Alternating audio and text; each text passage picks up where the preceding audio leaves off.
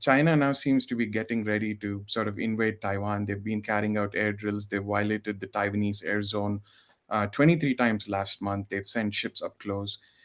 Do you think that that's something that will definitely play out, where they try to attack Taiwan and also maybe counter India on the eastern front? I don't see. China has almost no natural resources when it comes to oil and gas, because China claims that, this is very interesting. China claims a large part of Russian territory, and it claims the parts of Russian territory, that have oil and gas. So China per se does not have oil and gas in its. So today, everybody thought that sanctions on Russia will buckle down. But the problem is Russia is selling oil at discounted prices. Right. To India, it's almost $40 to $50 a barrel, and which is a windfall for India as far as India is concerned. And in the month of May and June, May and June, the Indian purchase of Russian oil and gas jumped up by 50 times. By 50 times. So India has taken advantage. Now, as far as China is concerned, and this whole Taiwan thing is concerned, I think China is again doing brinksmanship.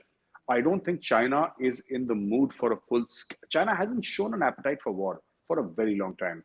1979, they went all the way to Vietnam and they got a thrashing of their lives. So I don't think war is dirty. Right. And Russians don't mind body bags coming home. That is the Russian mindset. Chinese are averse to, because I always say this, we must understand China. A lot of Indians don't understand China. And I've written an article on this, and I have thoughts on this, if I may say so. China is not afraid of the United States of America. It's not afraid of America's aircraft carriers. China is not afraid of India's legendary mountain divisions. It's not. Actually, it's not. China is afraid of the Chinese people. If something terrifies the Communist Party of China, it is the common Chinese. In their dreams, they would not want another Tiananmen Square, or a Hong Kong. This is something that China just cannot. Difference of opinion makes the Chinese Communist Party very, very uncomfortable. And I think they're not going to do anything unless they are 200% sure of victory and the diplomatic fallout. Because America has said, you move into Taiwan, there will be armed response. Joe Biden has been categorical, right? And if America has to defend its position in the world as the world's leader or as the world's policeman, they must be willing in the long run to put Marines in Taiwan, if it comes to that. And I think what is going to happen is that if China does anything in Taiwan, it will simply activate the AUKUS and the Quad. It will simply activate the AUKUS and the Quad. And I don't think Russia is. They said that it's a no-limit partnership. That's how the Chinese term their partnership with the Americans. But they also term their partnership with the Pakistanis as higher than the Himalayas and deeper than the oceans and sweeter than honey. And today Pakistan is burning, and Chinese just say, okay, take $2.5 billion, don't disturb us, and give us twice the amount of money back in 4 years or 5 years. That is what the Chinese are doing. Alternatively, when Pakistan cannot pay, they're taking Pakistan's strategic assets, their airports, their ports, everything they're taken away. So what I'm trying to say is that I do not think it's going to be that simple for China to simply walk into Taiwan. It's not going to happen because, there are people in the US, in the State Department, in the Department of Defense, in the White House, with a certain Cold War mindset. These people have served in Vietnam. Some of the old guys, they've served in Vietnam, all right?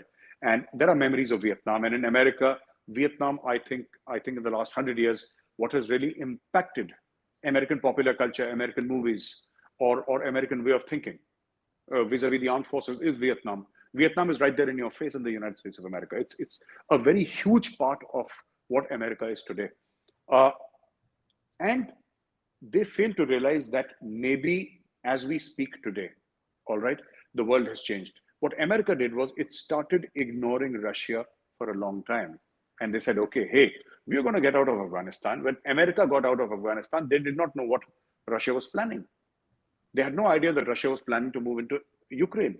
But slowly and slowly, reports of, the CIA reports started coming out that Russia is moving troops towards the border and it's not an exercise. they will invade. Nobody took it seriously, but finally the Russians did invade. Now, here is point number one. Point number two is that there was a huge push by the world, and at least people who support America, or people who are part of this Quad Alliance or the AUKUS, saying that the Indo-Pacific is the next theater of war, and we need to shift our focus. And what is the Indo-Pacific?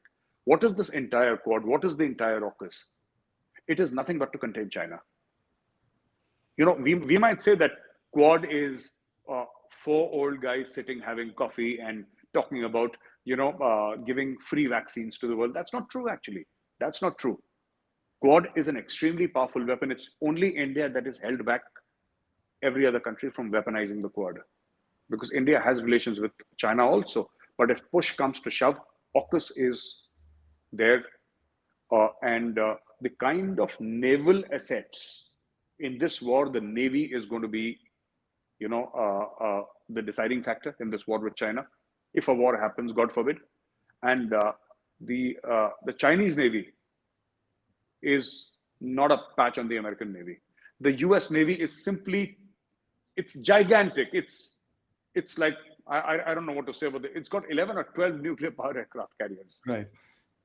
They're like floating cities, and they're no match for the American this thing. And even the Indian Navy, by the way, Indian Navy can give the Chinese Navy a very tough time any day, without any support from anybody. The Indian Navy is equally well armed. So we have focused in the past 5-7 years on our Navy. Unfortunately, we had neglected our Navy for a long time, which is something that was wrong.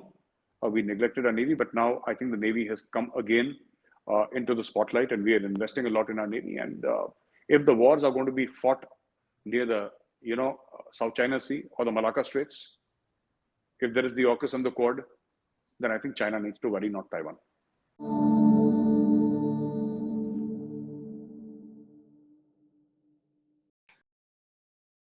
Please remember to subscribe to us and switch on the notifications for this channel. For our other social media links, more content, and to support our work, please visit citti.net. Dhanyavad. Namaskar.